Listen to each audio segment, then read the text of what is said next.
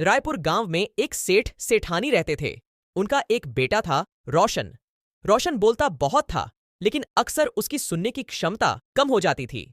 उसका अधिक बोलना और कम सुनना लोगों के लिए परेशानी का कारण बन जाता था।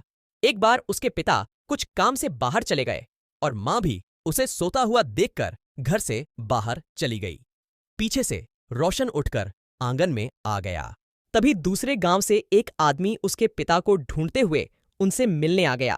आदमी, ओ बेटा, अपने बापू से कह कि कोई उनसे मिलने आया है। मुझे उनसे बहुत जरूरी बात करनी है।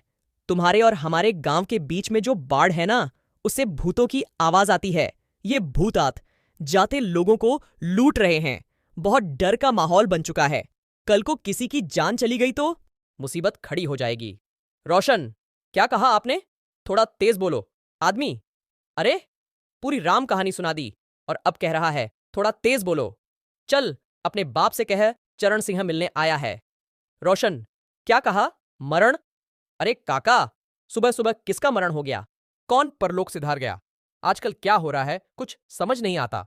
चरण सिंह, अरे बेटा सुन। रोशन, अरे काका, आप सुनिए।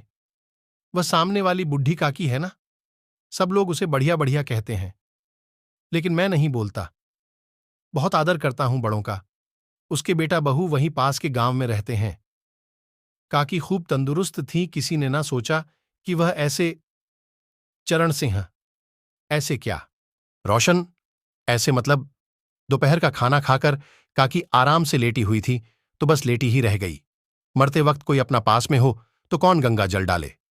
चरण सिंह, ये अच्छा नहीं हुआ। राम राम राम। रोशन, काका आपको पता है, गंगा जल के बिना मुक्ति नहीं मिलती। आदमी नरक झेलता है, नरक। सुना है नरक में कौड़े पड़ते हैं। कुछ हो ना हो, आदमी का मरण अच्छा होना चाहिए। चरण सिंह, अरे बेटा, स्वर्ग नरक कुछ नहीं होता, सब इंसान के कर्मों का फल होता है। रोशन, अरे काका, आप बहुत धीरे बोलते हो।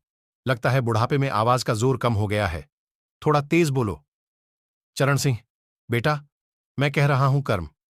रोशन, क्या कहा काका? भ्रम? मुझे कोई भ्रम नहीं है। पूरा गांव भ्रम में पड़ा हुआ है। कोई भी अपने दम पर कुछ नहीं कर रहा। पर मैं ऐसा ना हूं। बापू के नाम की लाज रखी है मैंने। मजाल है कोई आदमी मेरे सामने खड़ा हो जाए। सब मुझे हाथ जोड़कर प्रणाम करें हैं। चरण सिंह, अब तू अपने बापू को बुलाएगा कि नहीं? रोशन, अरे काका, कुछ भी समझ नहीं आ रहा, थोड़ा तेज बोलो। चरण सिंह, अरे, अब क्या मैं लाउड स्पीकर लगवा लूं अपने मुंह में? रोशन, बहन? किसकी बहन? चरण सिंह, अरे बेटा, मुझे समझ नहीं आ रहा, तू सच में इतना बावला है कि इतना भोला? रोशन, गोला, खाने वाला गोला। अरे वाह काका, इतनी गर्मी में गोले का ही सहारा है। ठंडी ठंडी बर्फ में मीठा रंग डालकर मजा ही आ जाता है। क्या बात हो गई, आज गोले वाला नहीं आया? तभी गोले वाला सामने से एक ठेली लाता हुआ दिखाई दिया। रोशन, हाँ भाई, फटाफट तू ठंडे ठंडे 2 गोले बना दे। गोले वाला, अरे भैया, आप भी ना सुबह सुबह मजाक कर रहे हो। गोला तो ठंडा ही होता है। रोशन, तुम गंदा किसको को कह रहे हो? तुम होंगे गंदे। मैं तो एकदम पवित्र हूं। हाँ। गोले वाला, अरे, मैं तो भूल ही गया था, ये तो बहरा है। जब तक इसकी कनपटी पर पड़ते नहीं तब तक ढंग से सुनाई नहीं देता। गोले वाले ने 2 गोले बनाकर एक 10 का नोट उठाकर रोशन को 10 देने का संकेत किया। रोशन, अरे, मुंह से ना बोल सकता के अपनी तरह गूंगा समझा है क्या? रोशन ने उसे 10 देकर दोनों को ले लिए। एक गोला खुद चाटने लगा और दूसरा गोला चरण सिंह को देने लगा।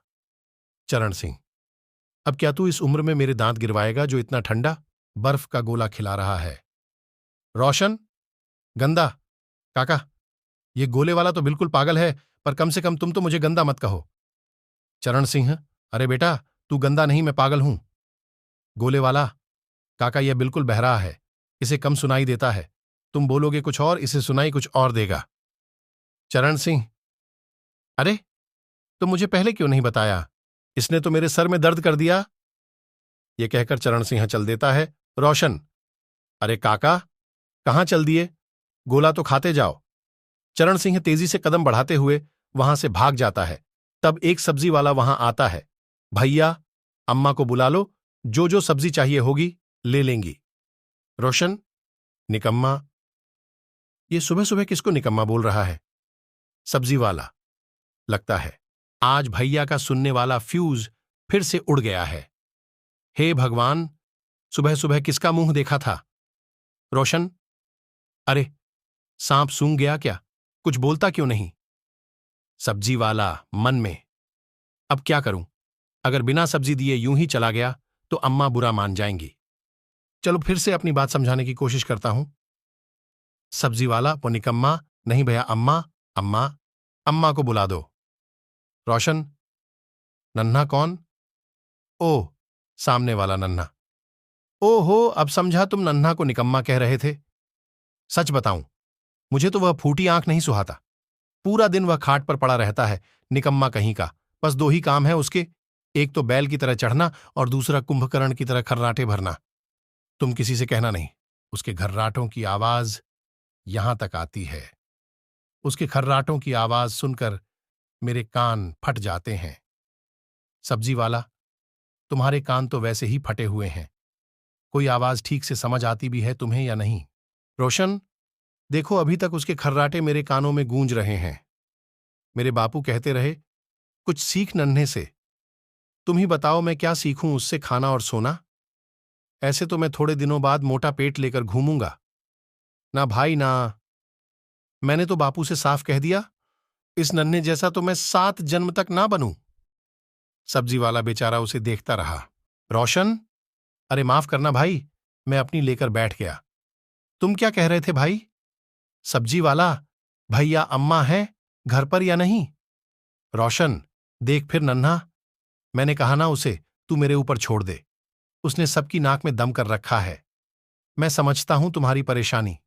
देखो तुम्हारे पास तो अभी काम है, तुम अपने काम को संभालो। नन्हा को मैं देख लूंगा। तभी नन्हा की मां बाहर आकर पौधों को पानी देने लगी। सब्जी वाला मन में, लगता है इसकी अम्मा घर पर नहीं है। जो नुकसान होगा भोग लूंगा, पर यहां अब और खड़ा रहा तो पागल हो जाऊंगा। सब्जी वाले ने हां में सर हिलाया और दोनों हाथ जोड़कर अपनी ठेली लेकर वहां से चला गया। रोशन, अरे कहां जा रहा है? सब्जी तो देता जा। सब्जी वाले ने पीछे मुड़कर देखा तक नहीं। रोशन, अरे तू चिंता ना कर, इस नन्हे के बच्चे को तो मैं देख लूंगा, यहीं से पत्थर फेंक कर मारूंगा। तभी नन्हे की मां वहां आ गई। नन्हे की मां, क्या कह रहा था तू मेरे नन्हे के बारे में? उसे पत्थर फेंक कर मारेगा? रोशन, गन्ने? अरे काकी, हमारे खेतों में गन्ने की फसल तो कब से होती है, आपको तो पता ही है। नन्हे की मां, अरे तेरे कानपुर में आज फिर से हड़ताल हो गई। इसका मतलब जब तक तू ठीक नहीं होगा सबके बारे में उल्टा सीधा बोलेगा। रोशन, क्या बड़बड़ा रही होगा काकी, थोड़ा तेज बोलो। और हां, हमारी खेती को नजर मत लगाना, बता दे रहा हूं। हां। नन्हे की मां, ये तेरी अम्मा भी ना, जब भी किसी को तंग करना होता है तो तेरे कान का फ्यूज उड़ा देती है, और फिर कर लो तेरा सामना। तभी रोशन की मां सरला वहां आ गई। नन्हे की मां, अरे सारला, आ गई तू? देख, तेरा लाल बोल बोलकर सबको पागल कर देता है। इसे ठीक करके क्यों नहीं गई? सरला, इसे तो मैं सोते हुए छोड़ गई थी दीदी, इसके पापा तो बाहर गए हुए हैं और मैं तो बस आ ही रही थी। सरला, रोशन से, तू बाहर क्यों आया रे? नन्हे की मां, तेरे आने तक तो इसने आधी दुनिया को पागल कर दिया। हिम्मत तो देखो इसकी, सब्जी वाले से मेरे नन्हे को पत्थर मारकर कहने की बात कर रहा था। मैं ही ना इसके कान पर तो बजा दूं। सरला, नाना दीदी, आपको तो इसके बारे में सब कुछ पता ही है। बच्चा है, माफ कर दो। नन्हे की मां, बच्चा नहीं है, परमाणु बम है, बम जो सामने वाले को एक ही बार में खत्म कर देता है। मेरे सिवा पता नहीं यह बम किस किस पर गिरा है। सरला, नहीं नहीं दीदी, आपको तो इसके कानों का पता ही है। सोकर उठने के बाद जब तक कानों पर 2 जोर के झटके नहीं पड़ते तब तक इसको कम सुनाई देता है। नन्हे की मां, कम नहीं, इसको पता नहीं क्या क्या सुनाई देता है। सरला, दीदी आप रुको।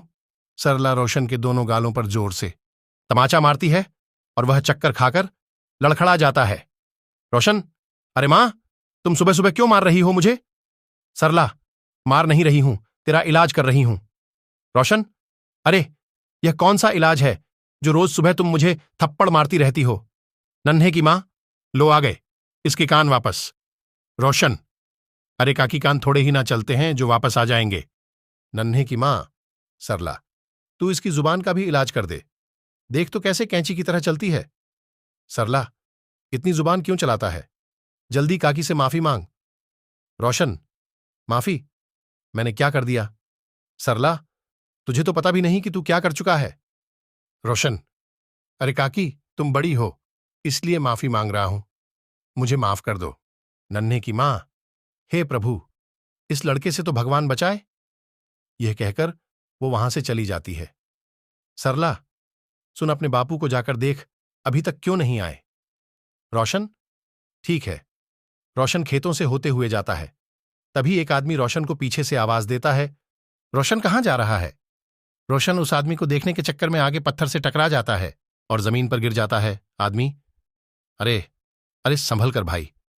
रोशन अपने कानों को मसलते हुए खड़ा हो जाता है। आदमी, अरे रोशन, कोई चोट तो नहीं लगी? रोशन, मुर्गी, अरे यहां तो कोई मुर्गी नहीं है। आदमी, अरे तू मुर्गी छोड़, सुन, आगे वाली पहाड़ी पर मत जाना, सुना है वहां पिछले हफ्ते से भूत का साया है। रोशन को कुछ भी सुनाई नहीं दे रहा था। वह मुंह बनाकर आगे की ओर चल दिया। आदमी, मेरी बात को याद रखना, ठीक है? रोशन चलते हुए पहाड़ी की ओर बढ़ गया। पहाड़ी से कई भूतों की रोने की आवाज आने लगी। रोशन को कुछ भी सुनाई नहीं दे रहा था। भूतों की रोने की आवाज धीरे धीरे बढ़ने लगी। रोशन को कोई फर्क नहीं पड़ा। भूत की आवाज, रुक जाओ नहीं तो मारे जाओगे, तुम्हारे पास जो भी रुपए पैसे हैं यही निकाल कर रख दो, नहीं तो हम तुम्हें मारकर आपस में बांट लेंगे और खा जाएंगे। फिर से भूतों के रोने की आवाज आने लगी, लेकिन रोशन को कुछ सुनाई नहीं दिया। बदमाश, ये क्या? ये तो बिल्कुल डर ही नहीं रहा। अगर यह यहां से बिना डरे वापस लौट गया तो मेरा धंधा तो चौपट हो जाएगा। नहीं नहीं, मुझे इसे रोकना होगा। बदमाश तुरंत जाकर रोशन का रास्ता रोकता है। बदमाश, रुक बे, साला हीरो बन रहा है, मुझसे डर नहीं लगता, चल जल्दी जल्दी सब निकाल। रोशन, हल्दी की दुकान, यहां से सीधा जाकर उल्टे हाथ पर है। बदमाश, हल्दी? अरे जल्दी जल्दी तू माल निकाल। रोशन, अभी चिल्ला क्यों रहा है? कहां ना हल्दी की दुकान आगे है। बदमाश, अरे बहरा है क्या, सुनाई नहीं देता? बदमाश ने जोर से रोशन के गालों पर दोनों तरफ थप्पड़ दे दिए और रोशन सुनने लगा। रोशन, अरे मुझे मारा कैसे तूने? बदमाश, अरे तुझे तो सब कुछ सुनाई देता है, भूत से नहीं डरता, मार से नहीं डरता, चल अब जो भी है तेरे पास जल्दी से निकाल। जैसे ही बदमाश रोशन को मारने बढ़ा, रोशन ने उसे जोर से धक्का दे दिया और बदमाश नीचे जमीन पर गिर गया। तभी वह आदमी जो रोशन को खेतों पर मिला था, कुछ गांव के आदमियों को लेकर वहां आ गया। सभी ने मिलकर उस बदमाश को खूब पीटा। रोशन, अब चल बता सबको अपने खेतों के भूत की कहानी। बदमाश ने रोते हुए बता दिया, हम लोग ही इस रास्ते पर भूत बनकर लोगों को लूटा करते हैं, यहां कोई भूत वूत नहीं है। उनमें से एक आदमी कहता है, वाह रोशन, तूने तो आज झूठ से पर्दा उठा दिया, जाने कब से यह हमें लूटता आ रहा है। अगर हमें सच्चाई का पता नहीं चलता तो यह आगे भी इसी तरह लूटता रहता। दूसरा आदमी, हां भाई रोशन, तूने हम सबको इससे बचाया है। फिर सब मिलकर उस बदमाश को पुलिस स्टेशन ले गए। आदमी, माननीय दरोगा जी, इस बदमाश को भूत के दर्शन कराओ। दरोगा, आप सब चिंता मत करो, इसे तबीयत से ठीक करेंगे। और इस तरह रोशन की बुराई गांव वालों के लिए अच्छाई साबित हुई। सारे गांव वालों की नजर में रोशन हीरो बन गया। इस कहानी से आपने क्या सीखा? नीचे कमेंट में हमें जरूर बताएं।